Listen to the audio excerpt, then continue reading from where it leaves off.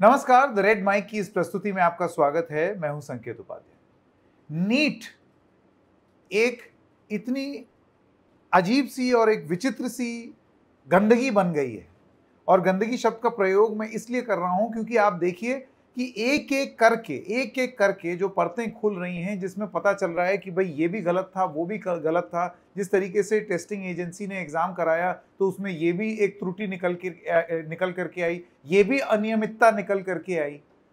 ऐसे में supreme court की तरफ से ग्रेस मार्क्स वाले लोगों के री एग्जामिनेशन की बात एनटीए की मान जाना, क्या वो काफी है? क्या उससे समाधान निकल आया है, या we are looking at just the tip of the iceberg और अभी बहुत सारी ऐसी चीजें हैं जो कि स्थिति स्पष्ट नहीं हुई है? इस पर बात करने के लिए मेरे साथ एनवी सर हैं, बहुत लोकप्रिय, आप एनवी सर के नाम से जाना जाते हैं। आपका बहुत बहुत स्वागत NV sir, the red mic में हमारे साथ जुड़ने के लिए। मैं आपसे जानना चाहता हूं एनवी सर, आपको लगता है कि ये समस्या का समाधान हो गया है ग्रेस मार्क्स वाले मुद्दे पर? नहीं, बिल्कुल नहीं हुआ है। मैं आपको थोड़ा सिलसिलेवार समझाता हूँ कि इम्पैक्ट कितना है। इम्पैक्ट को समझने के लिए पहले शायद हमें थोड़ा सा डेटा को समझना पड़ेगा। पहले हम इम्पैक्ट समझेंगे, फिर शायद ये बता पाएंगे कि जो भी निर्णय हुआ है वो उस इम्पैक्ट का कितना हिस्सा है। नीट परीक्षा जो 720 नंबर की होती है, 180 सवाल उसमें बच्चे को करने होते हैं। जो नहीं जानते उनको बताना चाहता हूँ। 4 नंबर मिलने पर सही, एक सवाल सही करने पे 4 नंबर मिलते हैं, गलत करने पे -1 मिलता है, यानी 5 नंबर का लॉस होता है। अगर मैं आपको बताऊं तो पिछले 2023 में 20.5 लाख बच्चों ने 20.5 लाख बच्चों ने एग्जाम दिया था। इस बार ये करीब 24 लाख संख्या है। 3.5 लाख के आसपास बच्चे बढ़े, जो कि एक्सॉर्बिटेंटली हाई नहीं है, कोई डबल या ट्रिपल नहीं हो गई। पेपर का स्तर लगभग ऐसा ही था। जो बच्चे अमूमन जनरल कैटेगरी, जनरल ईडब्ल्यूएस या ओबीसी एनसीएल कैटेगरी से सिलेक्ट होते हैं, ये लगभग बच्चे अगर 600 के ऊपर नंबर लाते हैं तो अपने आप को सेफ महसूस करते हैं कि मुझे गवर्नमेंट मेडिकल कॉलेज, जहाँ पे मुझे डोनेशन नहीं देनी पड़ेगी, मेरा एडमिशन हो जाएगा। भले मैं किसी भी परिवेश से आता हूँ, पर मानवता की सेवा के लिए डॉक्टर बन पाऊंगा और अपने कार्य को अच्छे से निभा पाऊंगा। इसी सपने के साथ वो 2 साल, 3 साल, 4 साल तैयारी करते हैं। 600 के ऊपर जब नंबर आते हैं तो उनको एक उम्मीद बन जाती है कि हमारा सपना साकार हुआ और हम जरूर डॉक्टर बन जाएंगे और मानव सेवा कर पाएंगे। 2023 में 600 नंबर पर रैंक थी 29,348। इस बार 600 नंबर पर रैंक है 81,000, करीब 51,000 बच्चे बढ़ गए। 176% की ग्रोथ है सर ये। जब ये सवाल एनटीए से पूछा गया तो उन्होंने जस्टिफिकेशन में अपने एफएक्यूज में बोला कि because of the competitive nature of the examination and because of the increase of number of aspirants this has happened. My question to them is कि ये नंबर इंक्रीज एस्पिरेंट्स हर साल होते थे, पेपर का स्तर वैसा ही था, बच्चे जो बड़े हो तो 16-17% बढ़े, 176% कैसे बढ़ सकता है? करेक्ट। दूसरी बात, ये 600 नंबर पे 176% का डिफरेंस आ रहा है रैंक का, ये 200 नंबर पे सिर्फ 36% का है। ये डिफरेंस अपर रैंक में ही क्यों आया? क्योंकि जिन्होंने चीटिंग करी, लीकेज के जो पास से आए वो तो इसी जगह चले गए। सही बात है। अब ये जो इम्पैक्ट इतना आया, क्या इम्पैक्ट ग्रेस मार्क्स से आ सकता था? नहीं। असलियत में एनटीए कंडक्शन में इस बार 2 ब्लंडर हुए हैं। 1, कंडक्शन मैकेनिज्म में गड़बड़ी हुई है, जिसे हम टाइम लॉस के रूप में देख सकते हैं। ढंग से एग्जामिनेशन कंडक्ट नहीं हुआ। उसमें से 1563 बच्चों ने हाई कोर्ट में अपील करी और एनटीए ने बिना किसी का संज्ञान लिए हुए अपने बुलेटिन में, जो इनका कोई रूल नहीं था, इन्होंने अपने हिसाब से एक रूल बनाया और उसको अप्लाई कर दिया और 1563 बच्चों को वो दे दिया। क्या ये शिकायत सिर्फ 1563 बच्चों ने ही करी थी? ये शिकायत 1563 बच्चों ने हाई कोर्ट में करी थी। शिकायत तो कई डिफरेंट सेंटर्स पे लोकल अथॉरिटीज को हुई। करेक्ट। यानी कि गड़बड़ी तो वहां भी हुई थी। इन 1563 बच्चों को ही ग्रेस क्यों दिए गए? पहली बात, जब आखिरी तक 24 आवर्स पहले तक एनटीए को नहीं मान रहा था, अगले दिन यानी कि कल सुप्रीम कोर्ट में आए, अपनी पीआईएल जो हमने दर्ज करी थी उसमें से कुछ कल 3 एक्सेप्ट हुई, उन पर लगातार आते ही बोल दिया गया कि हम इस मानते हैं गलती हुई है और 1563 बच्चों को दोबारा एग्जाम करा देंगे। उन बच्चों का क्या होगा जिन्होंने लोकल अथॉरिटी को कंप्लेन करी थी? गांव परिवेश का बच्चा हाईकोर्ट देखा नहीं उसने कभी। सर मैं इतने साल का हो गया हूँ, 20 साल से शिक्षा का काम कर रहा हूँ, मैं पहली बार सुप्रीम कोर्ट गया हूँ। This is very new story for us. Correct. ये बहुत करेज चाहिए एक आम आदमी को, करेज चाहिए, पैसा चाहिए, सब कुछ चाहिए। अब आप समझिए कि 1563 बच्चों के लिए तो कर लिया गया, उनका क्या हुआ? क्या उनको री एग्जामिनेशन नहीं होना चाहिए? पहली शर्त। दूसरी बात, क्या इन 1563 या मैं तो कह रहा हूँ 15-20 हज़ार 25 हज़ार बच्चे होंगे, क्या इनसे ये 25 हज़ार बच्चे जो डॉक्टर इस साल ऐसे बन रहे हैं जो नहीं बनने चाहिए थे, क्या इम्पैक्ट आ सकता था? नहीं। ये इम्पैक्ट आया है लीकेज और चीटिंग की वजह से, वरना डेटा आ ही नहीं सकता है। लीकेज और चीटिंग का मामला जब हमने समझ में आ रहा है कि पटना FIR में भी ये बात बोली गई है करेक्ट कि बच्चे ने एक्सेप्ट कर लिया है कि भाई एक रात पहले हमें पेपर मिल गया था। जो उसने बोला कि मुझे वो पेपर मिल गया था और मैंने जो अगले दिन देखा तो वही पेपर था, वो पेपर कहाँ पे गया? एनटीए बोल रहा है कुछ ही बच्चों तक गया। आप तो शायद समझते हैं इस बात को, डिजिटल एरा में अगर कोई चीज़ एक बाहर हो गई तो उससे लाखों करोड़ों तक पहुंचने में पटना तक ही नहीं रहेगी, वो एक झटके में वो कहीं पे भी जा सकती है। तो हम कैसे मान सकते हैं कि पेपर लीक नहीं हुआ जब हमारे पास साक्ष्य है और डेटा हमें कह रहा है? तो एनटीए क्यों इस बात को नहीं मान रहा है और इस पर करेक्टिव मेजर ले रहा है? मैं एक विद्यार्थी होने के नाते, क्योंकि मैंने खुद ने भी तैयारी करी, मैं जानता हूँ कि जब एक बच्चा तैयारी करता है तो अकेला मेहनत नहीं करता है, उसका परिवार भी मेहनत करता है। करेक्ट। जब मैंने तैयारी करी तो मेरे फादर ने 2 साल तक टीवी नहीं देखी, मदर ने टीवी नहीं देखी। वो एग्जामिनेशन मेरे अकेले का नहीं था, पूरा परिवार उसे देता है। मैं ये नहीं कहता कि एग्जामिनेशन में कौन पास होगा कौन फेल होगा। अगर आज एग्जाम दोबारा भी हुआ तो क्या सब पास होंगे? नहीं। पर क्या उन 24 लाख बच्चे जिन्होंने मेहनत करी थी, क्या उनको ये अधिकार नहीं है कि उनको एक फेयर एग्जामिनेशन से पास कराया? एनवी सर, मैं आपसे ये जानना चाहता हूँ कि देखिए 1563 बच्चों के रीटेस्ट को लेकर के एनटीए ने ना नुकुर करते हुए, अब क्योंकि मामला सुप्रीम कोर्ट में गया तो बोला चलिए हमें रीटेस्ट से कोई आपत्ति नहीं है। जो लोग ये याचिका लेकर के गए उन्होंने इसको अपनी जीत बताई, लेकिन आपको लगता है ये टिप ऑफ द आइसबर्ग है? यानी कि ये तो सरकार को और एनटीए को बहुत सस्ते में छोड़ देने, बिना मूलभूत जो सवाल थे उनके जवाब मिले, आपने उनको सस्ते में छोड़ दिया। हाँ, मतलब मेरे हिसाब से और PIL अब दर्ज हुई, जैसे हमारी ट्यूसडे को बात होगी, ट्यूसडे को हमारी हियरिंग आने के पूरे चांसेस हैं, तो उसमें हम अपनी पूरी बात को रखेंगे लीकेज को लेके। तो मैं मानता हूँ कि सुप्रीम कोर्ट संज्ञान लेगा और उस पर निर्णय अच्छा आने की पूरी हमें उम्मीद है। जो आपने बोला कि ग्रेस मार्क्स का कितना इंपैक्ट है, तो आप मान लीजिए अगर पूरे इंपैक्ट को 100 पे नापें तो मेरा व्यक्तिगत मत है कि ग्रेस मार्क्स का इंपैक्ट 5 से भी कम है। 95% इम्पैक्ट जो है, 95% ज़्यादा जो इम्पैक्ट है वो बिकॉज ऑफ चीटिंग और लीकेज है, वरना इतना इन्फ्लेशन इन रैंक आना संभव नहीं है। करेक्ट। हमने कल महेश्वर पेरी सर से भी बात की और उनका ये कहना था कि इसका पता लगाना बहुत ही आसान है। सरकार को सिर्फ एक काम करना है कि एक एक टेक्निकल डेटा ऑडिट आप करवा लीजिए। कोई भी स्टैटिस्टिशियन जो है वो एक दिन के अंदर अंदर बता देगा कि ये कहाँ। 100% एग्री। आप मुझसे पूछते तो मैं यही बोलता कि कई लोग बोल रहे हैं पूरी नीट कराइए। मैं उसके फेवर में नहीं हूँ व्यक्तिगत रूप से। क्यों नहीं हूँ? क्योंकि उसमें उस बच्चे पे भी इंजस्टिस हो जाएगा जिसने फेयरली एग्जाम दिया था, जो फेयरली नंबर लाया था। उसकी क्या गलती थी? दोबारा वापस वो उसी प्रक्रिया से गुजरे, इतनी स्ट्रेसफुल प्रक्रिया से गुजरे, उसने तो अच्छे से दिया था। क्या डेटा साइंटिस्ट अगर बिठा दिए जाए तो तुरंत पता पड़ जाएगा किन किन सेंटर पे गड़बड़ी हुई है, जहाँ पे एग्जॉर्बेंट नंबर आ रहे हैं एवरेज के, जहाँ पे एग्जॉर्बेंट नंबर आ रहे हैं टॉपर्स के, जो आपको नहीं होता है, साधारण सरसरी निगाह से आपको दिख रहा है। ये तो वो है जो आपको दिख रहा है एकदम तुरंत। करेक्ट। अच्छा, हम भी देख लें सर, अगर डेटा पूरा शेयर कर दे आज एनटीए आप और हम सक्षम है इस बात को देखने में। कोई नॉर्मल सी बात है, अगर आज एनटीए डेटा शेयर कर दे कि किन सेंटर पर कितने बच्चों ने दिया, उनके क्या एवरेज मार्क्स हैं, क्या टॉपर के मार्क्स हैं, क्या बिलोवेस्ट मार्क्स हैं, जहां पे भी आपको डिस्क्रिपेंसी नजर आएगी वो सेंटर संदेह के घेरे में है, उनको वापस रीनीट करनी चाहिए वेरीफाई कराकर। और उन्हीं बच्चों को वापस एग्जामिनेशन कराकर एनटीए सक्षम है जेई मेन के एग्जामिनेशन में नॉर्मलाइजेशन कराते हैं 12-12, 15-15 पेपर में। नॉर्मलाइजेशन स्कोर खड़ा करिए और खड़ा कर वापस रैंकिंग सिस्टम को ले आइए। ये जरा समझा दीजिए नॉर्मलाइजेशन स्कोर क्या होता है? जेई मेन कराया जाता है कंप्यूटर बेस्ड। हमारे देश में इंफ्रास्ट्रक्चर उतना बड़ा नहीं है, इसीलिए 24 लाख बच्चों को एमआर पे कराया जाता है। ये चीटिंग की समस्या थोड़ी और कम हो जाए अगर ये कंप्यूटर बेस्ड हो जाए। तो जेई मेन ने जो विकल्प निकाल रखा है वो, मान लीजिए 10 लाख बच्चों ने दिया तो 10 पेपर कराएंगे 1-1 लाख के, अलग-अलग पेपर होंगे। ये अलग-अलग पेपर होते हैं ताकि वो इम्पैक्ट सीधे 24 लाख पे ना पड़े या पूरे पे ना पड़े। 10 लाख बच्चों पे, और हमारे पास इंफ्रास्ट्रक्चर नहीं है और कंप्यूटर बेस कराए जाते हैं। पर क्योंकि पेपर अलग है, आपने अलग दिया मैंने अलग दिया, तो आपकी शिफ्ट का कंपैरिजन करके, इट्स थोड़ा डीप डाइव फॉर्मूला है वो, उसे नॉर्मलाइजेशन प्रोसेस कहते हैं परसेंटाइल का। तो उस 1 लाख में कंपेयर करके आपकी एक परसेंटाइल निकाली जाएगी, फिर अगले 1 लाख में निकाल के परसेंटाइल निकाली। तो सर इसमें नीट में भी हो सकता है? हो सकता है, पर वो नहीं करा गया। अब जो एग्जामिनेशन ये कराएंगे भी रीनीट जो हो रहा है 1563 में, उसमें उनको यही करना पड़ेगा।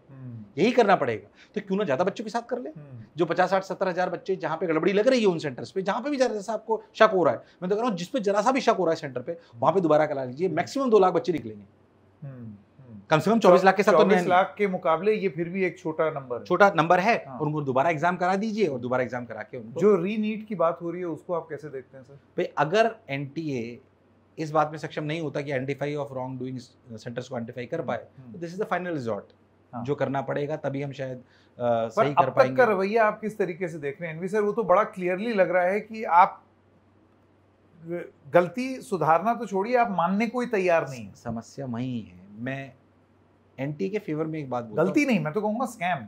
It very clearly appears like a scam.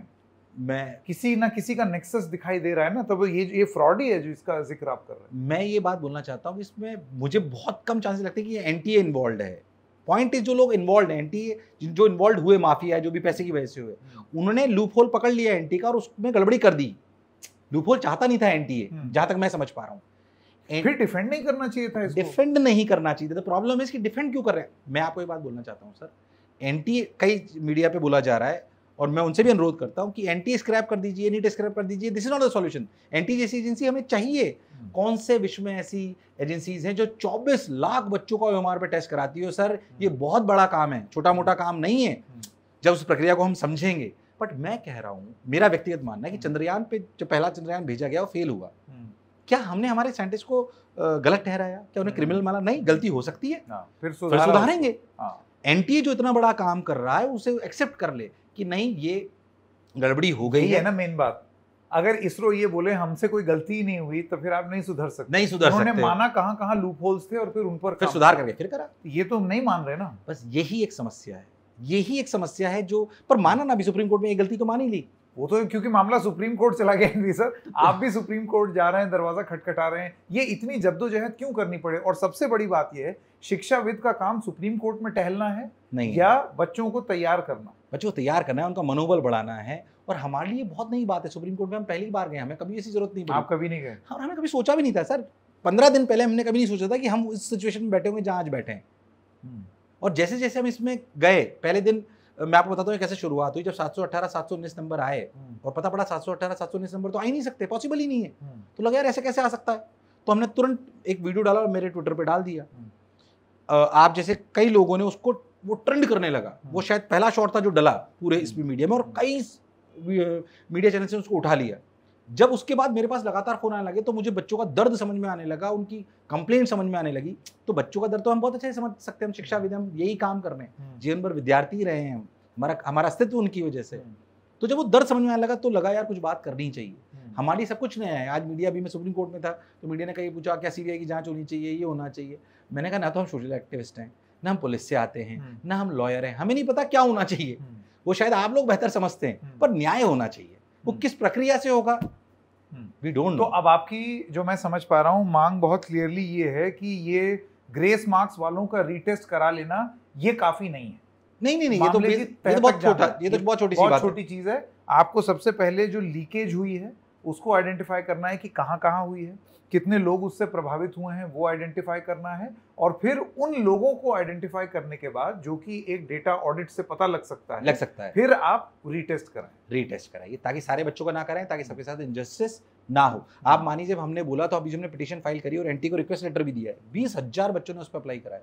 20,000 बच्चों की पिटीशन फाइल करी है हमने सुप्रीम कोर्ट में और 20,000 बच्चे का ही रिक्वेस्ट लेटर दिया है। ये कोई छोटे मोटे नंबर नहीं है। 20,000 स्टूडेंट डायरेक्टली एक ही प्लेटफॉर्म पे उन्होंने बता दिया कि मैं सर एक सवाल आपसे पूछना चाहता हूँ, ऐसा क्यों है कि आप हो गए, अलख जी हो गए, या और भी जो लोग हैं वो अपनी इंडिविजुअल कैपेसिटीज में बोलते हुए दिखाई दे रहे हैं, कुछ मुद्दे सुप्रीम कोर्ट तक ले जाते हुए भी दिखाई दे रहे हैं, लेकिन एक ओवरऑल पिक्चर लेकर के अगर सपोज आप लोग जो प्रतिनिधित्व कर रहे हैं इन बच्चों का, ये सारे मुद्दे एक साथ क्यों नहीं जा सकते थे सुप्रीम कोर्ट में, या ये सारी बातें क्यों नहीं जा सकती? आप समझिए ये जो आधी अधूरी जस्टिस, कल मैंने आपका भी ट्वीट देखा, आपने कहा बच्चों एक कदम हम आगे बढ़े हैं लेकिन अभी जंग आगे भी जारी है, हारना नहीं है। आपका ये ट्वीट था।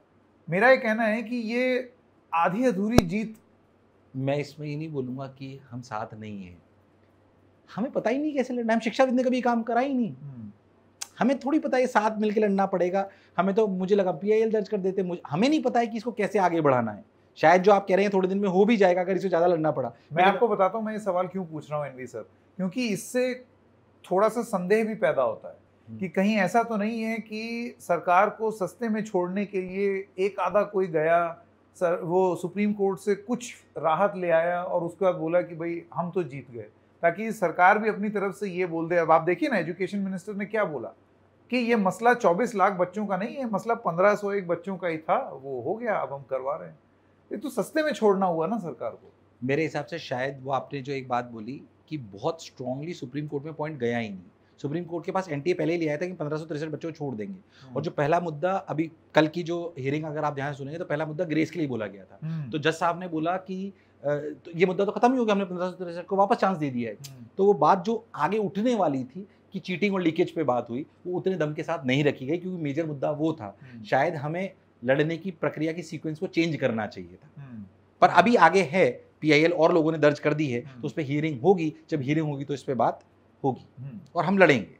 मैं आपसे एक पर्सनल सवाल पूछना चाहता हूँ और वो ये है कि जब आप छात्रों से बात करते हैं, बच्चों से बात करते हैं, उनके माँ बाप से आप बात करते हैं, उन्होंने क्या शेयर किया आपके साथ? ये जो रिजल्ट जब आया, नीट काउंसलिंग भी लगातार चल रही है, बहुत सारे ऐसे भी छात्र होंगे जो कि ये सोच रहे हैं छोड़ो जो आ गया है अब आगे देखें, क्या पता। इतनी आसानी से नहीं छोड़ पाता। मैं अपने संस्थान की आपको बताता हूँ, कम से कम मेरे संस्थान में 300 बच्चे ऐसे हैं, 300 से 350 जो 600 से लेकर 630 के नंबर के बीच में। इन सबको उम्मीद थी कि डॉक्टर बनेंगे, अब इनकी उम्मीद टूट गई।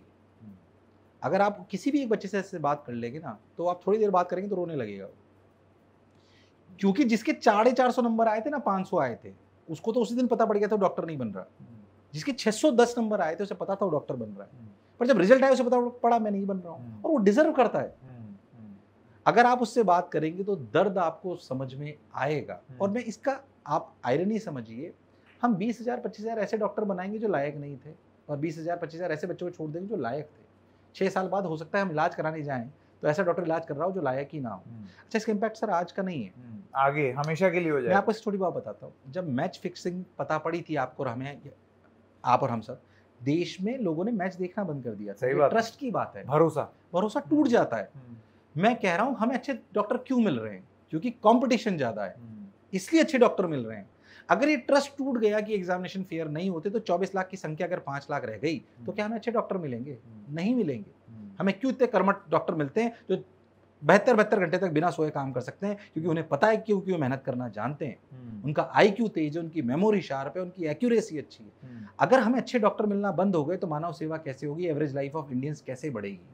ये छोटी बात नहीं, से दूरगामी प्रभाव है, आज के नहीं। एनवी सर, जब इतनी बड़ी बात आप कह रहे हैं, ये इस तरीके की त्रुटि, इस तरीके की अनोमली, इस तरीके की अनियमितता है जो कि पहले नहीं देखी गई है। स्टूडेंट्स का एनरोलमेंट जो है वो जिस समान रेट पर बढ़ता है वैसे बढ़ा है, एग्जाम जो हुआ उसकी जो लेवल वैसा ही लेवल था वो भी वैसा है, लेकिन फिर भी आपको एक बम्प दिखा, वो भी टॉप कैटेगरी में लोगों का, which is an anomaly. Why do you still refrain from calling this a scam?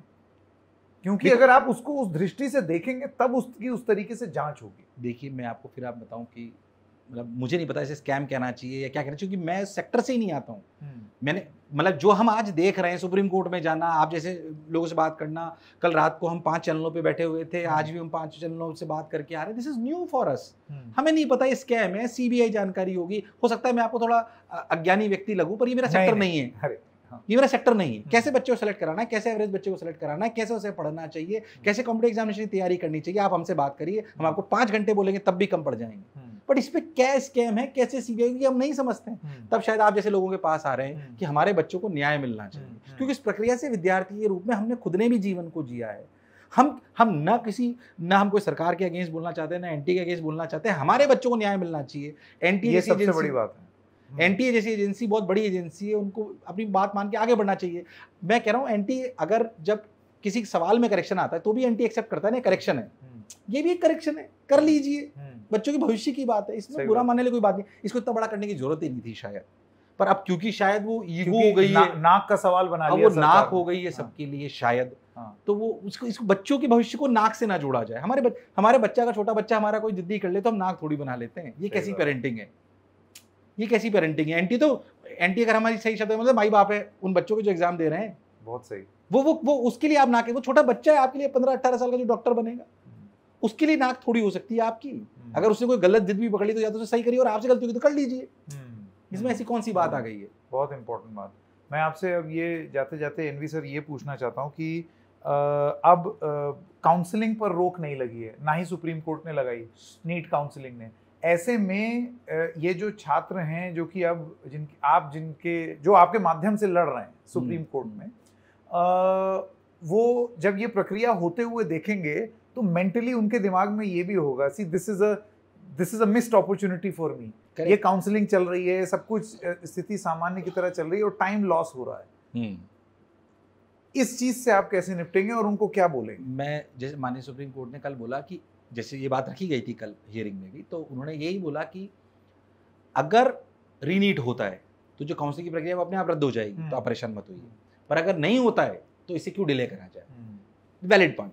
तो मेरा बच्चों को ये कहना है कि आप काउंसलिंग में पार्ट लीजिए, अगर इसमें से जो बच्चों ने गड़बड़ी करी है वो अगर हटेंगे तो अपने आप आपकी 4th 5th 6th राउंड तक काउंसलिंग चलती है, उसमें अपने आप आपके कॉलेज का लेवल बढ़ जाएगा। तो एक अच्छे भाव के साथ, इस उम्मीद के साथ कि हमारे साथ फेयर होगा, आप काउंसलिंग का हिस्सा बने रहिए और उसमें गड़बड़ी मत करिए। जो भी आप उसमें अपनी ऊर्जा लगाते, अगर ये सब कुछ नहीं होता उतनी ही लगाइए, और ईश्वर करेगा शायद आपके खुशी के पल आएंगे कि जो कॉलेज आप सोच रहे थे वो आज नहीं मिल रहा था, अभी जो मिल रहा था वो आपकी पसंद का नहीं था, पर अगर सब कुछ फेयर हुआ और वो बच्चे जहाँ पे गड़बड़ी हुई उन्हें हटा दिया गया तो आप तुरंत ऊपर आ जाएंगे। बिल्कुल।